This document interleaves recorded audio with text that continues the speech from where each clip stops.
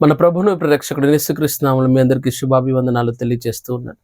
ఈ దినము దేవుని వాక్య ధ్యాన నిమిత్తమై కీర్తన గ్రంథం 37వ కీర్తన 4వ వచనాన్ని ధ్యానించుకుందాం. పరిశుద్ధ లేఖనాల్లో దేవుని వాక్యం విధంగా సెలవిచ్చుచున్నది, ప్రియులారా, యెహోవాను బట్టి సంతోషించుము. ఈ లోకంలో చాలా మందికి చాలా కారణాలు బట్టి సంతోషాలు కలుగుతూ ఉంటాయి.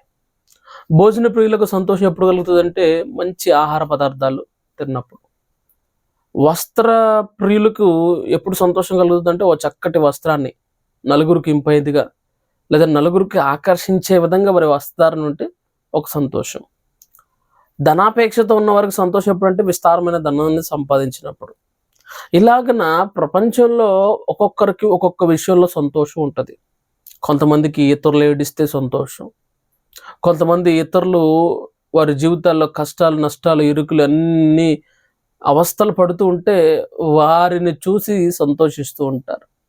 దీన్ని రాక్షసానందం అని అంటారు. అంటే ఒక్కడి ఏడుపు నీకు సంతోషాన్ని పుట్టిస్తుంది అని అంటే అది రాక్షసానందం. బైబిల్ ఏం చెప్తుంది అని అంటే, యెహోవాను బట్టి సంతోషించుము. నా ప్రియ స్నేహితుడా, ప్రియ సహోదరి, ప్రియ సహోదరుడా, ఏ విషయాన్ని బట్టి నీకు నీ జీవితంలో సంతోషం కలుగుతుంది, లేదా ఏ విషయాన్ని బట్టి నువ్వు సంతోషించగలుగుతున్నావు? దేవుని వాక్యం చెప్తుంది, యెహోవాను బట్టి సంతోషించు, ఆయన నీ హృదయ వాంఛలను తీర్చును అనే మాటను మనం గమనిస్తున్నాం. దేవుని బట్టి సంతోషించేవారు చాలా తక్కువ మంది. అందుకని ప్రవక్తల గ్రంథాల్లో కూడా మనం గమనిస్తూ ఉన్నాం, మందలో గొర్రెలు లేకున్నాను, శాలలో పశువులు లేకున్నాను, ద్రాక్ష చెట్లు పోయకునను, అంజూరపు చెట్లు ఫలింపకునను, పొలంలో ఎలాంటి ఫలభరితమైన జీవితం లేకపోయినా నేను యెహోవాను బట్టి అతిశయిస్తాను, నేను యెహోవాను బట్టి ఆనందిస్తాను అని ప్రవక్తల వాక్యాల్లో మనం గమనిస్తున్నాం. వాక్యం వింటున్న ప్రియ దేవుని బిడ్డ, నీ జీవితంలో ఏదో ఉందని నీ జీవితంలో సంతోషం ఉండడానికి వీలు లేదు. డబ్బులున్నాయనో, ఆస్తి ఉందనో, అందం ఉందనో, అంతస్తు ఉన్నదనో, హోదా ఉందనో, పేరుందనో, ప్రఖ్యాతి ఉందనో, కీర్తును, ఇవన్నీ కూడా టెంపరరీయే. ఇవన్నీ నీతో ఎల్లకాలం ఉండదు. నీతో ఎల్లకాలం ఉండేది ఎవరు అని అంటే దేవుడు మాత్రమే. ఇటర్నల్ లైఫ్లో కూడా దేవుడు మాత్రమే ఉంటారు. కానీ ఈ లోకంలో ఉన్న ఏది కూడా ఎలాంటి మెటీరియలిస్టిక్ బ్లెస్సింగ్ అనేది మన జీవితాల్లో ఉండదు. డబ్బు ఈరోజు నీ దగ్గర ఉండొచ్చు, రేపొద్దున ఎగిరిపోవచ్చు. నువ్వు అనుకుంటున్న ఆహారం తిని తృప్తి పొంది సంతోషించే ఆహారం రేపటికి బహిర్భూమిలో కలవచ్చు. నువ్వు వేసుకుంటున్న వస్త్రం ఏదో ఒక దినాన్న తీసేయాల్సిందే. నువ్వు అనుభవిస్తున్న పేరు ప్రఖ్యాతి ఇవన్నీ కూడా ఏదో ఒక దినాన్న నీ జీవితం నుండి వెళ్ళిపోవచ్చు.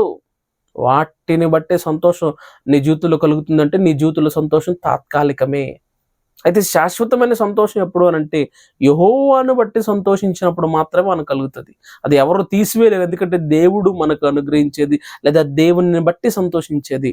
ఎవరైతే అటు విధంగా ఉంటారో వారి జీవితాల్లో పొందే మేలులు ఏంటంటే, ఆయన నీ హృదయ వాంఛను తీర్చును, ఆయన నీ మనోవాంఛను, నీ యొక్క కోరికను, మనసులో ఏదైతే జరగాలి, ఏదైతే అవ్వాలి అని అనుకుంటున్నావో ఆ కోరిక తీర్చబడాలి అని అంటే దేవునిని బట్టి సంతోషించాలి. వాక్యం ఉంటున్న ప్రియ దేవుని బిడ్డ, ఎవరిని బట్టి నువ్వు సంతోషించగలుగుతున్నావు? దేవుని బట్టి సంతోషించగలిగితే, యెహోవాను బట్టి సంతోషించగలిగితే నీ హృదయ వాంఛలను దేవుడు తీరుస్తాడు. కాబట్టి నా ప్రియ స్నేహితుడా, వాక్యం వింటున్న ప్రియ దేవుని బిడ్డ, దేవుని యందు సంతోషించు, దేవుని బట్టి సంతోషించు. మందలో గొర్రెలు లేవనో, పశువులు లేవనో, ద్రాక్ష చెట్లు, అంజూరపు చెట్లు, అనేకమైన ఫలభరితమైన ఫలాలు, వ్యవసాయపు ఫలాలు లేవనో ఉన్నవనో సంతోషించడం కాదు. ప్రభువుని బట్టి సంతోషిస్తే ఆయన నీ హృదయ వాంఛను తీరుస్తాడు. ప్రార్థన. పరిశుద్ధాత్మదేవ, నీకు వందనాలు. మా ప్రియులందరినీ మాటలు విని లక్ష్య పెడుతూ నీ అందే సంతోషించాలని తీర్మానం కలిగి ఉంటున్నారు. అటు వారి జీవితాలు అనేకమైన మేలులు, ఆశీర్వాదాలు జరిగించమని, ఏమున్నా లేకపోయినా నిన్ను బట్టి సంతోషించగలిగిన కృప మా ప్రియులకు దయచేయమని యేసుక్రీస్తు నామమున అడిగి పెట్టుకున్నాను తండ్రి. ఆమేన్. God bless you.